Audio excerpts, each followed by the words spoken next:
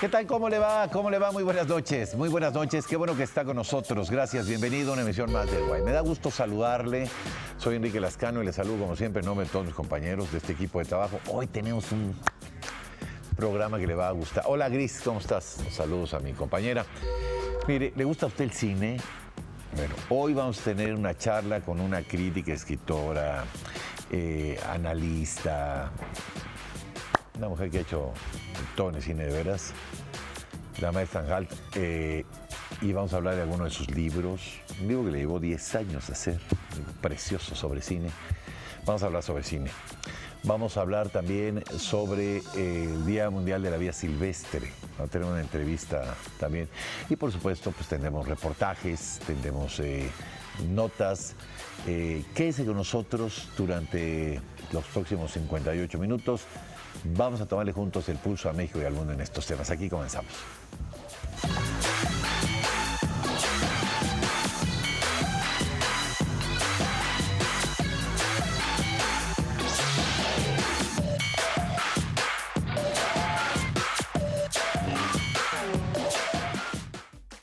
El próximo 8 de marzo se conmemora el Día Internacional de la Mujer y en la Agencia Informativa de Educación de México le hemos preparado una serie de trabajos especiales que le presentaremos durante el transcurso del mes. Hoy le invito a conocer la labor que realiza la sociolingüista italiana Vera Genno.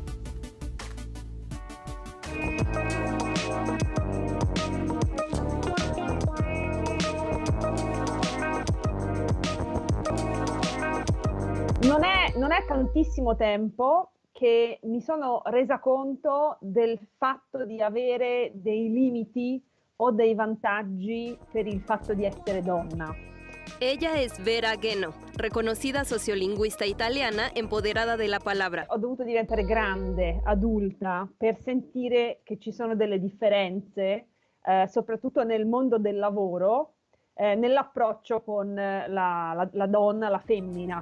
Il paese vecchio arrastra aún consigo un rezago en la condición de las mujeres, que si bien no es exclusivo de esta tierra, sigue presente en algunas familias italianas. Effettivamente l'Italia, la società italiana è ancora molto, segue ancora un modello molto patriarcale, per cui anche se in generale nessuno ammette che c'è maschilismo, ci sono una serie di comportamenti più o meno nascosti che di fatto mostrano che esiste tanto un pregiudizio contro le donne.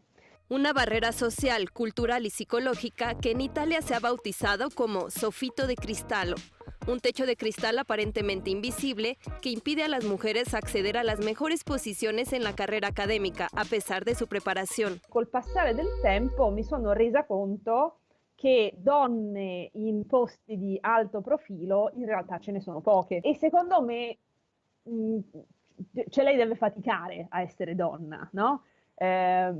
Perché comunque istintivamente purtroppo in Italia funziona ancora che se tu trovi una donna in una posizione alta, comunque un pochino ti sembra strano, ti sembra qualcosa di esotico.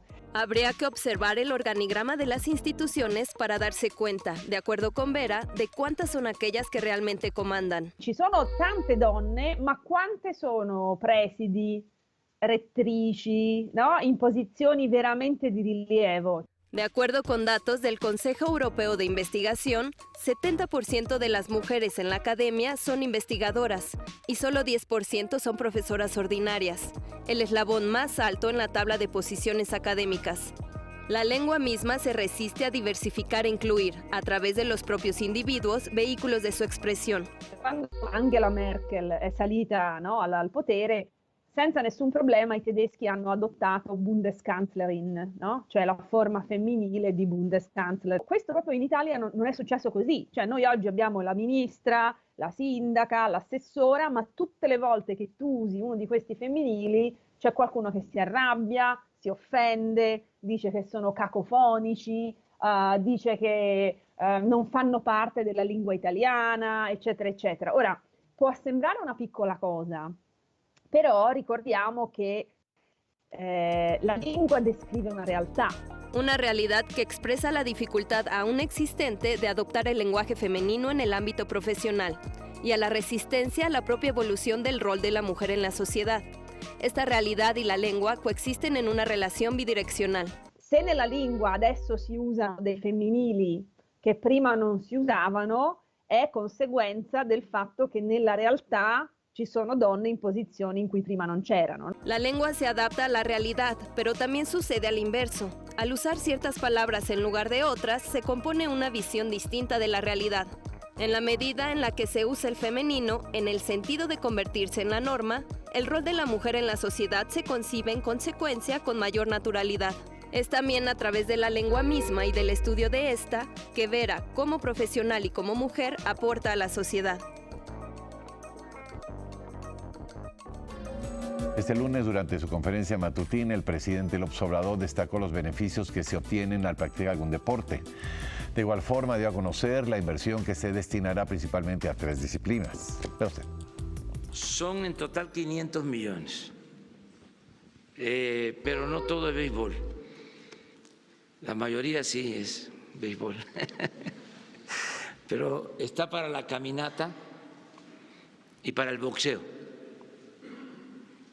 Son 3 actividades que vamos a darle atención especial. Boxeo, la caminata y el béisbol.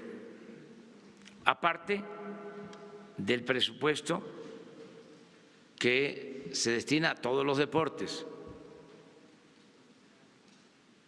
Esto es algo especial. Para, en el caso del béisbol, crear las escuelas, las academias. El caso del boxeo es para fomentar el boxeo en barrios, en escuelas, torneos que se van a llevar a cabo. La caminata, por nuestra tradición que tenemos en este deporte, lo mismo.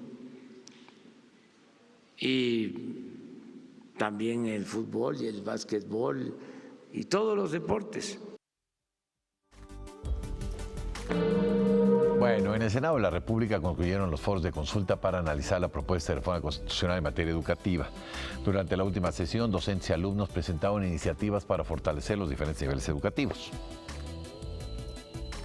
Un nuevo rumbo de la educación en México está trazándose bajo el consenso de todos los involucrados. El Senado de la República concluyó los foros de consulta para escuchar las propuestas que contribuyan a mejorar el sistema educativo bajo la reforma a los artículos 3, 31 y 73 de la Constitución. Es definir el objeto de lo que estamos planteando en este debate y en esta iniciativa. Y de lo que estamos hablando es sobre cuál es el diseño institucional que tendrá el Estado mexicano para resolver el mandato de la educación y sobre todo cómo esta educación se convierta en prosperidad.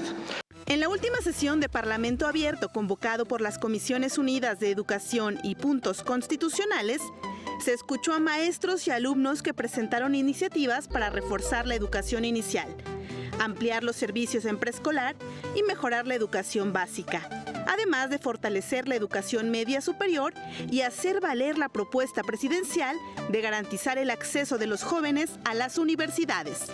Compartimos los objetivos y contenidos de la iniciativa de reforma que hoy se analiza, entre otras razones, porque establece el interés superior de la niñez y la juventud en la educación que imparte el Estado. Instituye una educación incluyente y equitativa como eje fundamental para alcanzar el bienestar del pueblo de México, porque plantea la necesidad de erradicar la inequidad, la desigualdad e injusticia social en el sistema educativo. Los profesores se manifestaron sensibles a las necesidades del sistema educativo en su conjunto, pero también a las que ellos mismos viven a diario.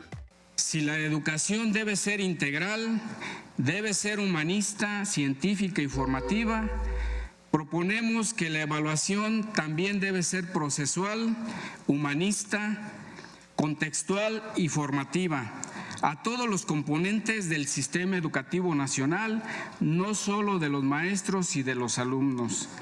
Y debe estar en función de un modelo social y de un proyecto de nación. Desde su trinchera, los docentes reconocieron los planteamientos de la iniciativa del presidente Andrés Manuel López Obrador de considerar mejoras a su desempeño.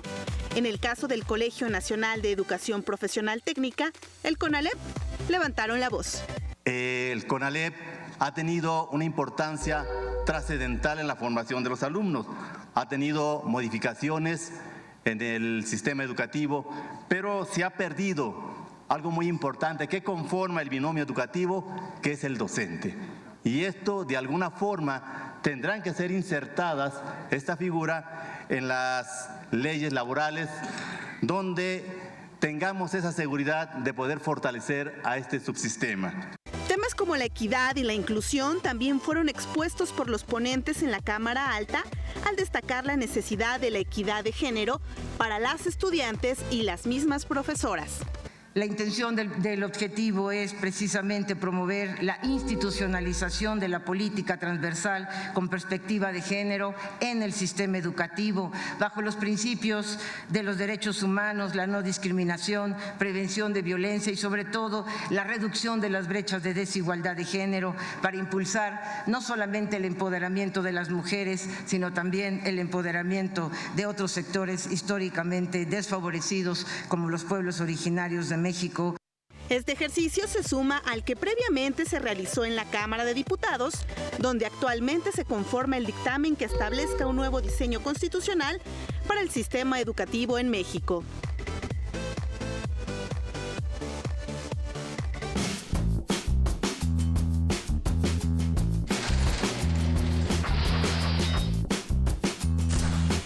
En 1813, Félix María Calleja se hizo cargo del gobierno de la Nueva España como segundo jefe político superior, con base en la Constitución de Cádiz.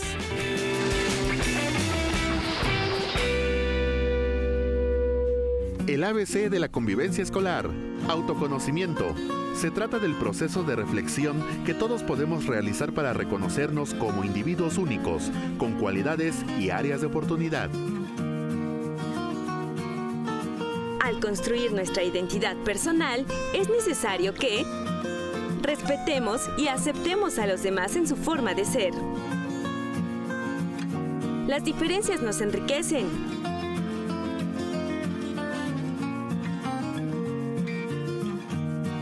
Para aprender a aprender, es necesario aprender a convivir.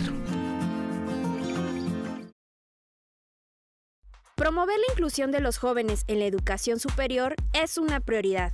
Nuestro compromiso es evitar la deserción y fomentar la permanencia. Si estás estudiando una licenciatura, este programa de becas es para ti. Consulta las bases en la página de la SEP.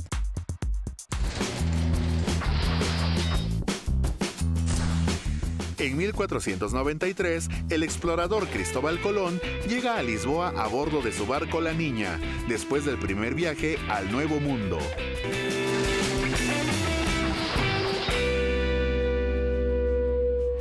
Ayer se conmemoró el Día Mundial de la Vida Silvestre, fecha instaurada para crear conciencia sobre los beneficios que nos trae su conservación.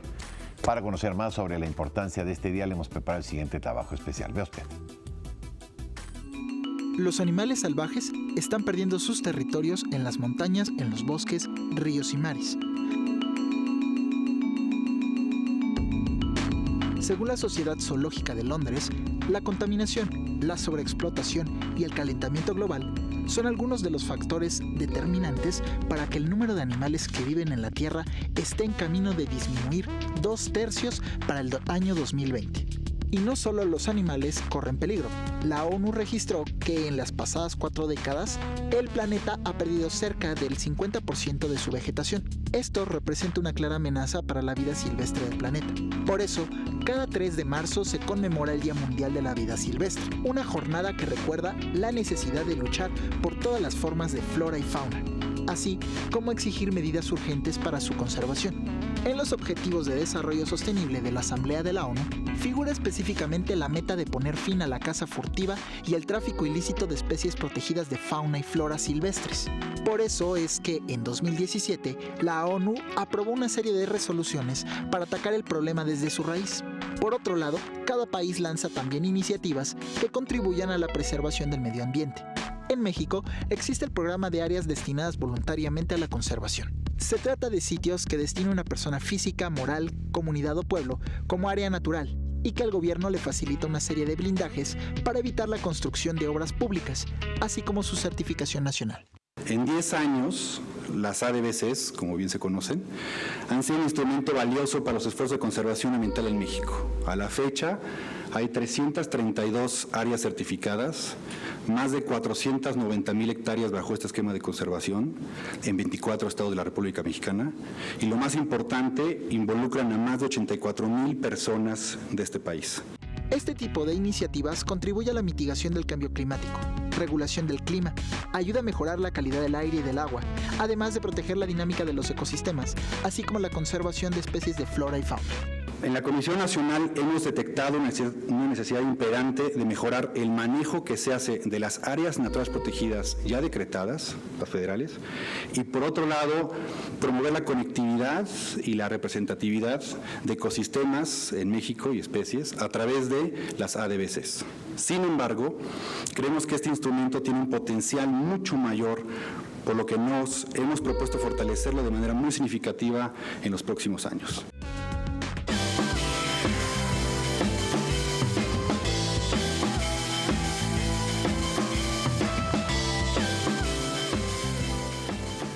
Bueno, y mire, para ahondar más en el tema a propósito de este reportaje que le acabamos de presentar, nos enlazamos vía la magia de la tecnología con Fernando González Cerón, él es profesor investigador de la Universidad Autónoma de Chapingo. ¿Cómo le va, profesor? Enrique, buenas noches. Muy bien, muchas gracias. Me da gusto saludarle. Buenas noches. Gracias por tomarse el tiempo para esta conversación. Pues yo creo que a todos los chapingueros el Día Mundial de la Vida Silvestre les tiene que decir mucho.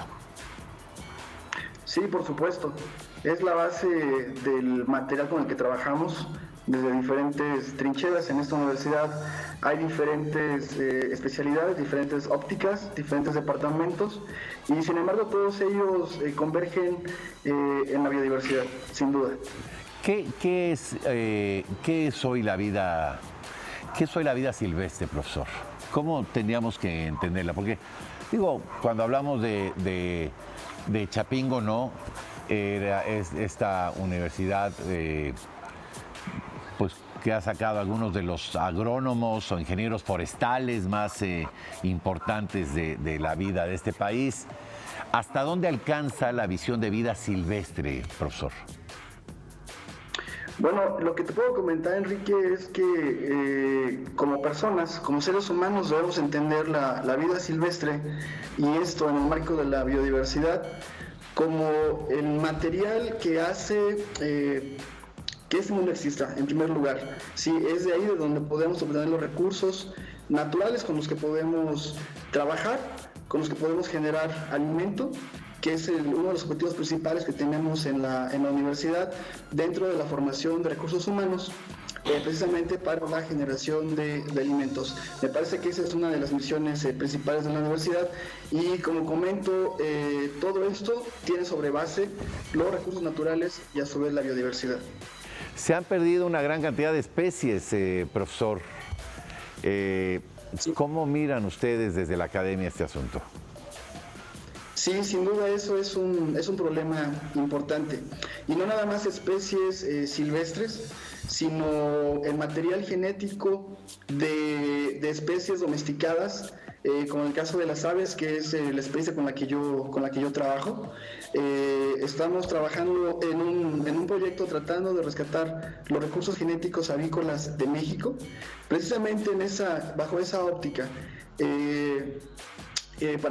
Para compartirlo con la audiencia, México importa todo el material genético avícola con el que trabaja. El pollo que consumimos a diario los mexicanos, el huevo que consumimos los mexicanos, proviene de un material genético importado. En ese sentido, la universidad está trabajando en el rescate de los materiales genéticos avícolas locales con los que se dispone, de manera que en un futuro podamos brindarle a la población materiales generados en el propio país de momento. Bueno, pero el tema es que yo creo que la conciencia o concientización de la circunstancia es importante, maestro. En algunas comunidades se sigue con prácticas como la de roza, tumba y quema, pues que hacen o llevan a procesos de desertificación de la tierra, en fin, ¿cómo revertir este asunto? ¿Cómo concientizarnos de este asunto? Sí, es un problema, es un asunto, un detalle complejo. Me parece que no hay una sola metodología, no hay una sola óptica desde la cual darle solución a este problema. Sin embargo, una de las alternativas más eficientes es ir directamente con los productores, hacerles saber, que ellos palpen, que ellos vean de manera directa cuáles son los efectos de prácticas productivas no sostenibles que tienen como consecuencia inmediata el agotamiento de los recursos naturales. Entonces, en este sentido, la parte de la capacitación, la parte del extensionismo, que Chapingo tiene una amplia experiencia en esto en el pasado, y que estamos viendo ahora que las políticas oficiales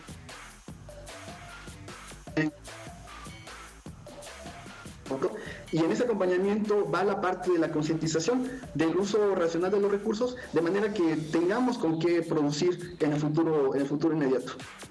Necesitamos, por ejemplo, sembrar muchos árboles. Estaba yo recordando estas iniciativas, por ejemplo, de Miguel Ángel de Quevedo, ¿no? Del Apóstol del Árbol, que eran maravillosas y que fueron muy visionarias en su tiempo. Necesitamos recuperar esto, profesor.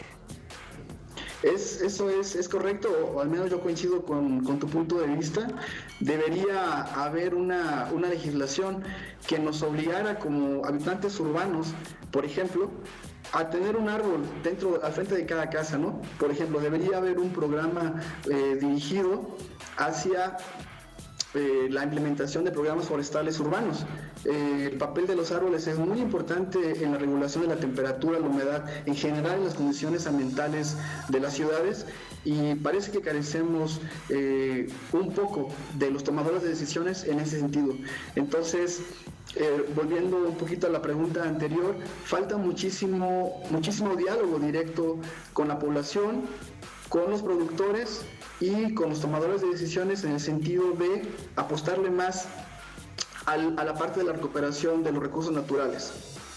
Yo creo que todos tenemos en el momento, profesor, que nos involucremos todos, incluso los niños, en este asunto de tener un árbol, de cuidarlo, ¿no? O 2 o 3, los que podamos, ¿no? De cuidar más el agua, de no tirar basura cuando vamos a un bosque, de no prender fogatas. Me parece que estaremos contribuyendo a asegurar un mejor futuro para todos. Es correcto, coincido con tu visión. Profesor, le agradezco mucho y enhorabuena, pues Chapingo es... ¿Cuántos años tiene Chapingo, profesor? No, ¿80, 90? No, 1854 para acá. No, no, bueno, ya 170 años. Es una de las... Es la gran universidad del campo, de los árboles, del monte de México. Ha preparado algunos de los ingenieros. ¿Cómo es ahora? ¿Agrónomo forestal? ¿O ahora cuál es cómo salen? ¿Cuál es el título, ingeniero? Sí, bueno, la universidad cuenta con una diversidad amplia de carreras. Muchas de ellas comparten el título de ingeniero agrónomo. y de ahí, en función de la especialidad, son especialistas en zootecnia, especialistas en suelos, especialistas en fitotecnia, etcétera. Hay diferentes especialidades dentro de la universidad. Como bien tú comentas, es una universidad longeva, es una universidad importante y tratamos de hacer nuestro trabajo que coincida con esa visión. Y con personajes que han pasado por sus aulas. Me estaba yo acordando de Álvaro Carrillo, por ejemplo, profesor, que estudió ahí agronomía. Después se dedicó a componer algunos de las canciones o de los boleros más importantes de la historia. Pero pues un personajazo, y ahí estudió. Sí, como dato también, Álvaro Carrillo es probablemente el más notable, el que la gente ubica más, pero Cantinflas y José Clemente Orozco también pasaron por estas aulas. Bueno, pues mire, entre otros, Gastón García Cantú, sí, entre otros también. Bueno, pues una universidad que ha dado hombres muy importantes sobre todo estos hombres preocupados por el campo, ¿no? Y por sacar lo mejor del campo mexicano. Profesor, muchas gracias por tomarnos la llamada. Muy grata la conversación por otro lado. No, para ti el agradecimiento. Muchas gracias, Enrique. Muchas gracias, profesor Fernando González Herones, profesor investigador de la Universidad Autónoma de Chapingo. Vamos con más. Promover la inclusión de los jóvenes en la educación superior es una prioridad. Nuestro compromiso es evitar la deserción y fomentar la permanencia. Si estás estudiando una licenciatura, este programa de becas es para ti. Consulta las bases en la página de la SEP.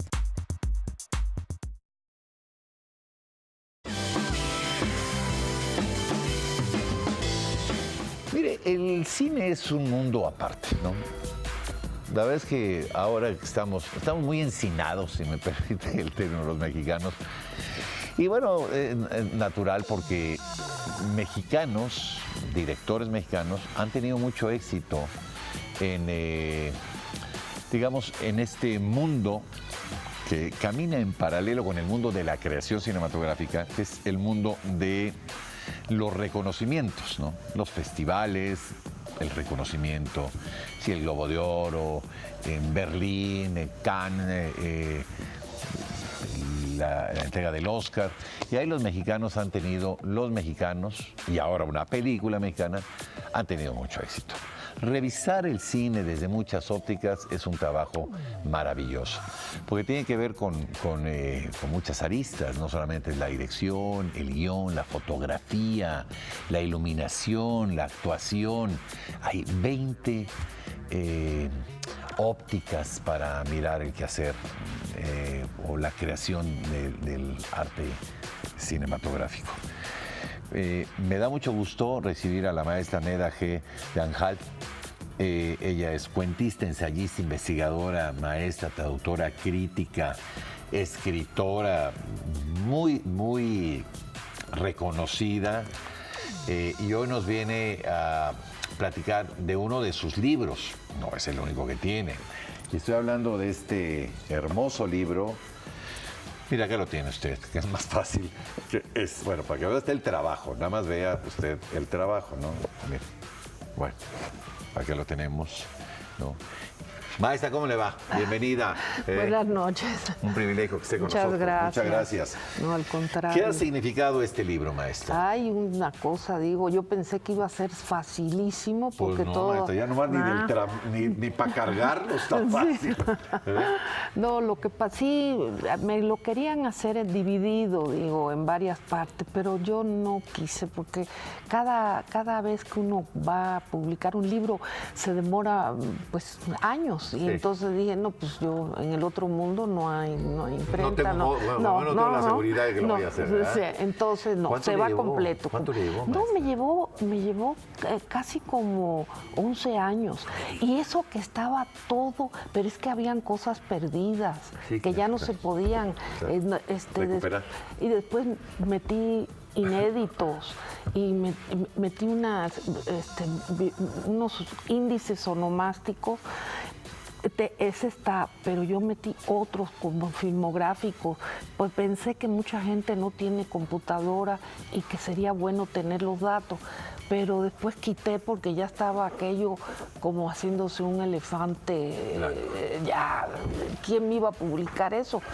Pero sí, encontré un cinéfilo. ¿Encontró usted a un rector cinéfilo? Sí.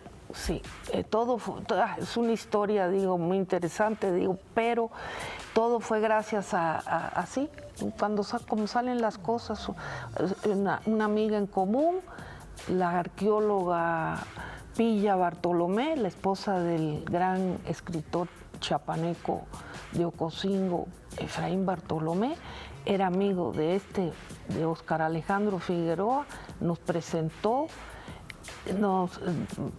Y ella dijo, ¿por qué no se reúnen las críticas de Neda? Digo, bueno, pues, sí, ¿por qué no? Y ahí salió el proyecto. Y pensé que rápido iba a salir y no salía porque me empeñé cuando supe que era para estudiantes, que no podía tener ningún error. Y usted sabe, ese índice onomástico, cuánta gente que tiene, por ejemplo, el apellido húngaro tiene los 2 puntos de diéresis en las vocales. Sí, no, la locura. Sí. No, entonces... Sí, digo, la verdad es que... Me parece un milagro, digo, que el libro está hecho. Yo pensé que el libro que más tiempo de mi vida me tomó fue uno que hice, ¿Por qué Dreyfus?, sobre el affair del capitán francés. Sí, hombre, que fue una injusticia. Bueno, sí, entonces fui a París, tomé, bueno, no, 12 años me tardé en investigar lo del caso Dreyfus. Sí, y estuvo finalista, digo, de un premio, pero no lo sacó porque, bueno, yo soy una libre tiradora, digo, como quien dice. Y luego que es un libro más íntimo, maestra. Este es más íntimo y ahí mis amores en la sala oscura, y como está la pareja, me acuerdo que una vez se lo di a alguien, ¡ay, qué emocionante! Enseguida todo el mundo, los amores que son, pues las películas, ¿no? ¿Y cuál es su película, maestra? ¿Cuál es mi película favorita? Son muchas. Bueno, desde luego me encantó Roma, pero también me encantó una película que la recomiendo del polaco Paweł Pawlikowski, que él sacó el Oscar. No, era en la película Ida, salió como la mejor película en Cannes. Y él estaba compitiendo con Roma y él dijo, tú vas a ganar, le dijo a Cuarón, sí, todos, hasta le dijo tiene razón, él estuvo nominado en alguna se llama Cold War, Guerra Fría, muy buena película. Yo le voy a decir algo, a mí me encantó. Mis películas favoritas eran Guerra Fría y curiosamente las dos en blanco y negro. Sí, muy curioso. Sí. Pero habla de esta época, bueno, hombre, la época de la Guerra Fría, en un mundo partido por la mitad, ¿no? Y en medio, pues, una historia de amor ahí. Pero que también es una guerra fría entre ambos. Es una historia de amor. Muy bonita película. Qué película. Muy buena película. La fotografía. Véala. También tiene este elemento nostálgico del blanco y negro. Sí.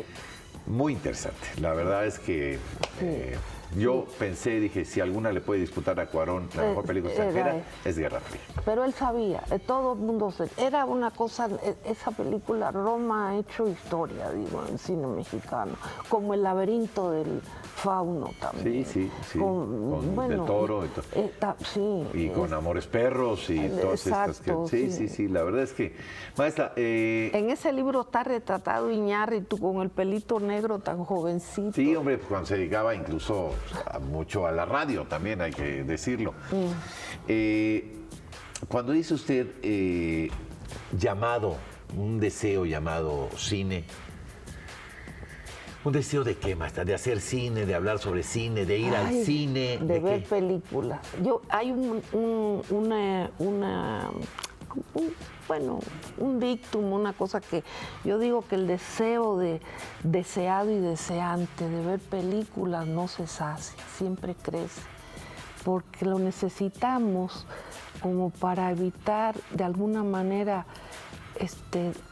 sobrevivir la realidad que llevamos, que a veces es terrible, para muchos. Es un libro para para todo el mundo. No es para los que hacen cine. Es para los cinéfilos. Para los que gustan el cine. Y para los que no les gusta también. Porque tiene les va mucha a gustar información. a partir del libro.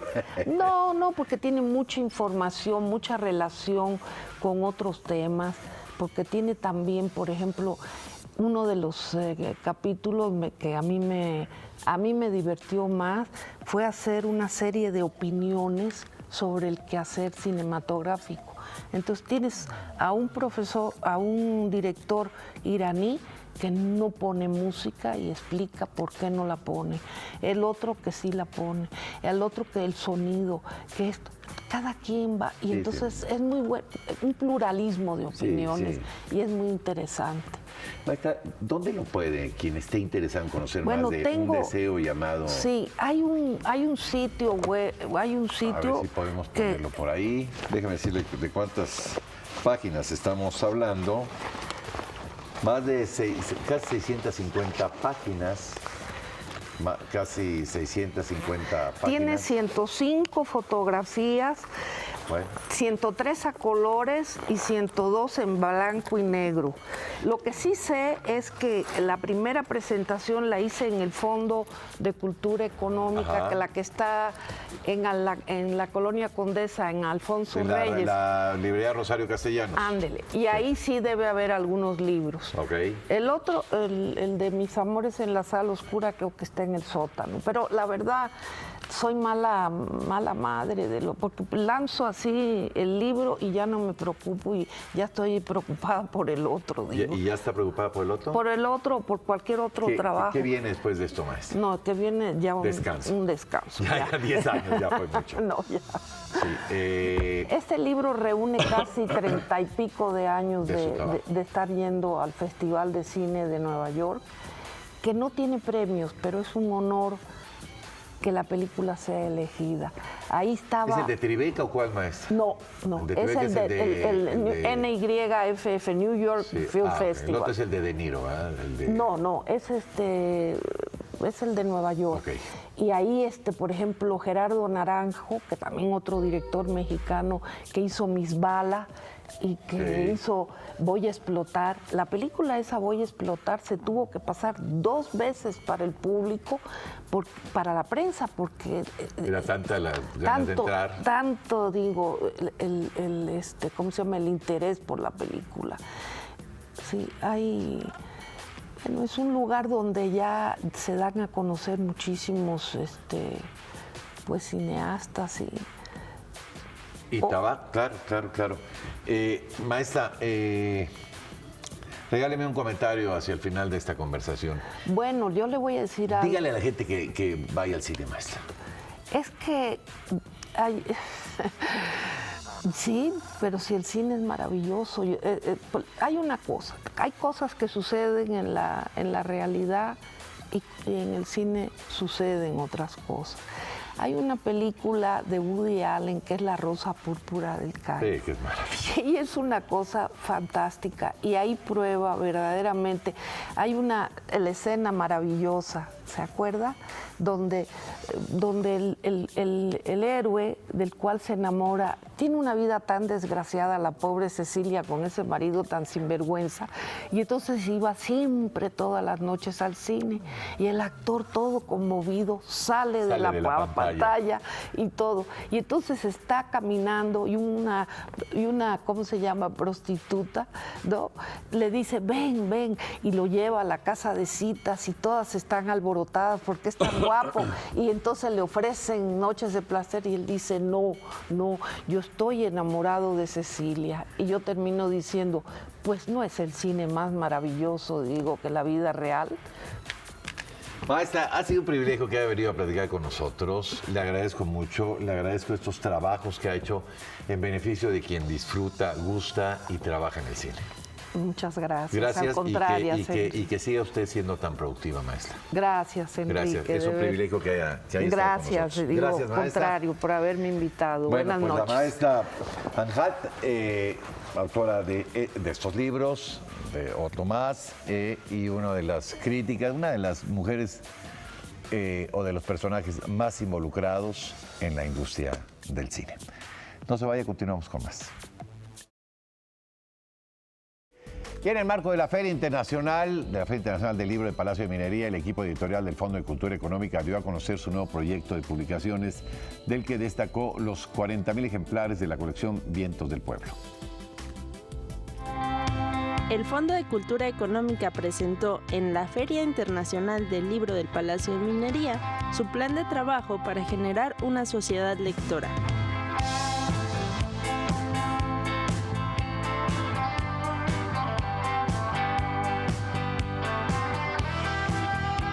Con 15 títulos para todo el público, el Fondo de Cultura Económica le dio la bienvenida a su colección Vientos del Pueblo, conjunto de obras breves a precios accesibles.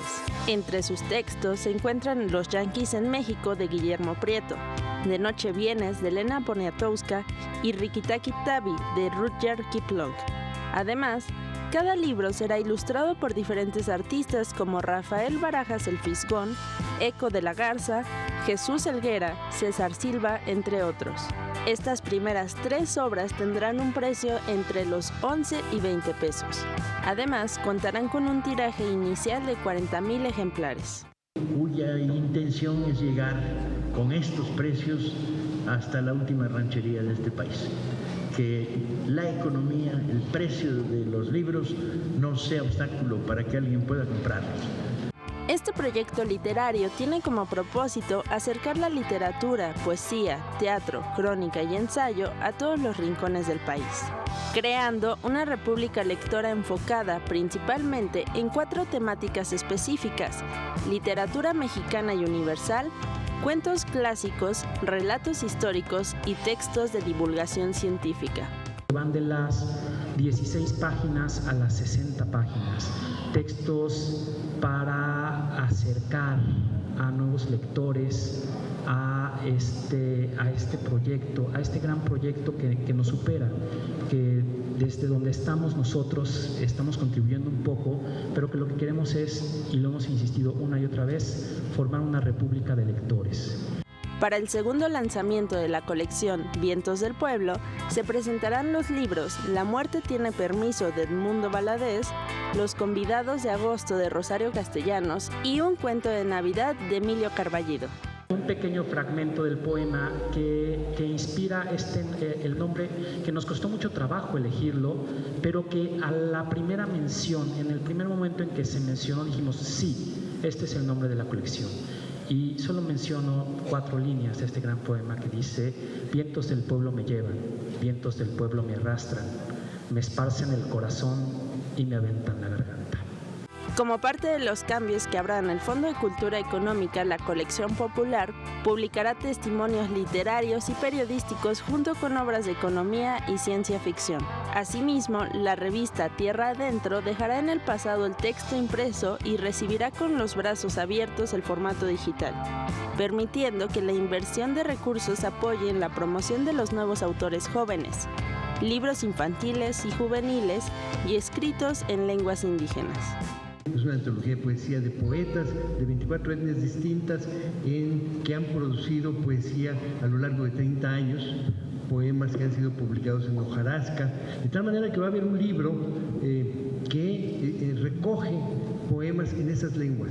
La idea es que darle una nueva oportunidad al libro, ¿no?, en unos formatos mucho más asequibles, tanto de precio como de facilidad de lectura. Por su parte, la revista Trimestre Económico tendrá nuevamente el objetivo de llevar el debate económico a las aulas y posicionar esta disciplina como un punto de interés en la sociedad.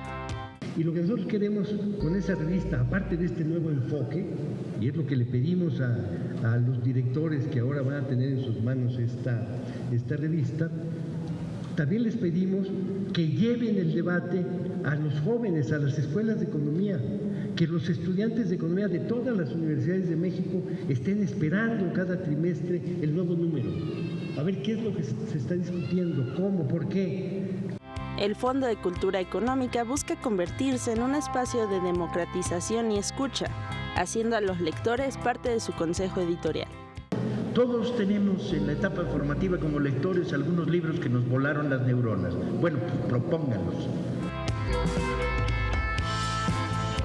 Y este fin de semana en la Feria del Libro fue presentada la colección editorial de lenguas originarias, proyecto que tiene como objetivo mantener un diálogo permanente entre los pueblos indígenas y la sociedad en general. En la Feria del Libro del Palacio de Minería se presentó la colección editorial en lenguas originarias del Laboratorio de Educación y Mediación Intercultural. Se trata de 4 publicaciones que buscan la preservación de los idiomas originarios. Entre los ejemplares se encuentra el primer libro escrito totalmente en zapoteco y que sirve para la enseñanza de la escritura y la lectura de la variante lingüística en la que está editado. Es un libro 2 en 1, así lo llamamos. Lo giramos y tiene otra portada. La parte de narraciones está pensado para leer por leer. Entonces, una vez que los niños han reflexionado sobre el sistema de escritura, han sido alfabetizados en su idioma materno, que es el zapoteco, bueno, cuentan con una serie de narraciones. La parte en rojo es aplícate a conocer el mundo y cosas nuevas, ¿no? Entonces se hace a la idea de que tienen que hacer experimentos. ¿Qué hacer para registrar y preservar una lengua? Funciona como un manual para todo aquel interesado en la labor de conservación del multilingüismo en nuestro país. Que todo esto, este conocimiento, pues no se quede como en archivos y guardados, ¿no? Y hay otro de los capítulos es justamente eso, ¿no? Cómo hacer que estos insumos ahora regresen en otro formato hacia las comunidades, ¿no? Cómo implementarlo. Una de nuestras consignas era presentar el libro de manera no tan académica, no como algo más formal, sino un poco más amable. Ambas publicaciones son el resultado de investigaciones realizadas en la Universidad Autónoma de Querétaro, con el apoyo del Fondo de Proyectos Especiales de su rectoría. Empezamos un proyecto de maestría con algunos colegas, que es la maestría en estudios amerindios y educación bilingüe, de la que tanto Lalo como Cintia son egresados. Y a partir de esa maestría generamos un grupo de trabajo con otros colegas. Lo que hicimos fue un laboratorio que se llama Laboratorio de Educación y Mediación Intercultural, que está apoyado y está asociado con el Laboratorio Nacional de Materiales Orales, que es de CONACYT. Canciones, adivinanzas y trabalenguas ayudan a que los más pequeños entren en contacto con las lenguas originarias y para que los hablantes reconozcan el valor de su lengua. Generamos estos estímulos, como ese material de animación en lenguas originarias, lo presentamos y generamos dinámicas con los niños, con los maestros, para animar el uso de las lenguas y romper con todas estas ideologías tan negativas que a veces existen, desgraciadamente, desde los hablantes, de que son lenguas, que son dialectos, que son inferiores, que no vale la pena hablar. Romper con eso es fundamental. Así es como el Laboratorio de Educación y Mediación Intercultural reúne los esfuerzos de académicos e instituciones educativas y contribuye con la publicación de impresos que ayudan a la inclusión de las lenguas maternas. También este fin de semana fue presentada la 20ª edición del Festival de la Identidad Cumbre Tajín, encuentro cultural que se llevará a cabo del 20 al 24 de marzo. ¿Quiere conocer los detalles? Vea usted. La Cumbre Tajín cumple 20 años de propiciar el encuentro entre diversas culturas. En este tiempo no solo ha impulsado el desarrollo económico del municipio de Papantla, además lo ha hecho relucir a nivel internacional. La Organización de las Naciones Unidas para la Educación, la Ciencia y la Cultura, la UNESCO, ha reconocido su patrimonio cultural. La Cumbre Tajín es un espacio de encuentro para las culturas originarias de México y el mundo. Vamos a tener también, como lo dijeron ahorita, encuentros de líderes indígenas, un encuentro de medicina tradicional de todo el mundo. Vienen pues de todo el estado de Veracruz, vienen comunidades nahuas, comunidades popolucas, vienen mijes también, vienen del norte, vienen los tenec, vienen mayas, vienen nahuas, vienen de Perú, vienen médicos tradicionales, hasta de Rusia vienen también médicos tradicionales, de China, de Tailandia. Es también la oportunidad para que miles de visitantes reconozcan la riqueza de la cultura totonaca, originaria de esa región.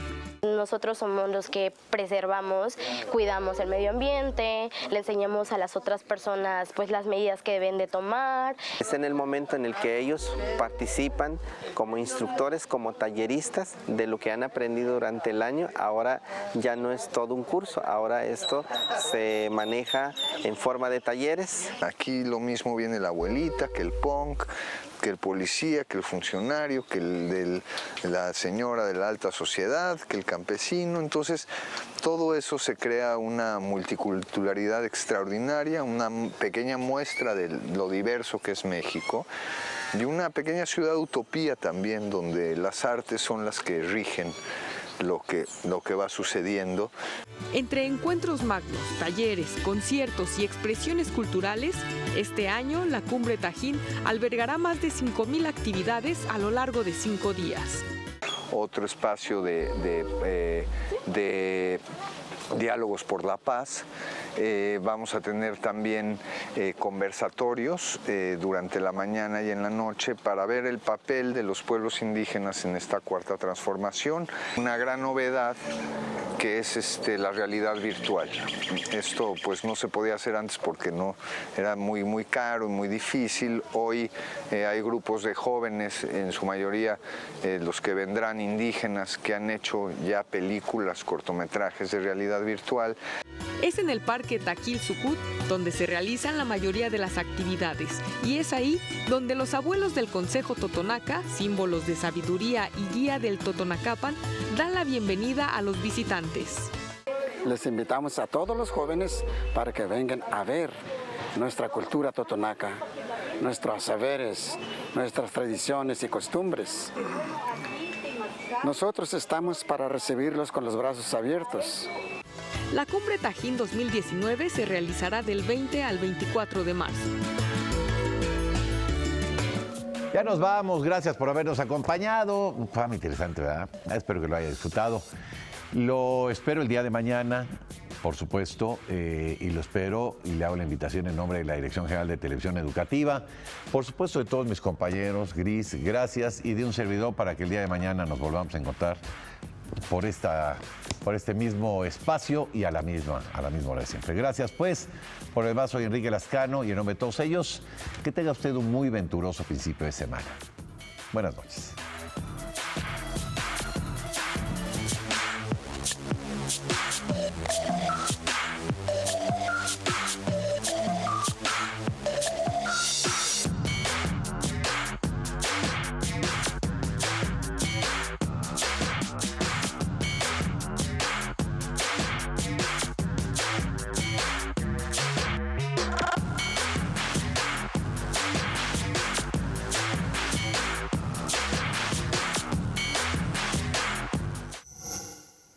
Gobierno de México.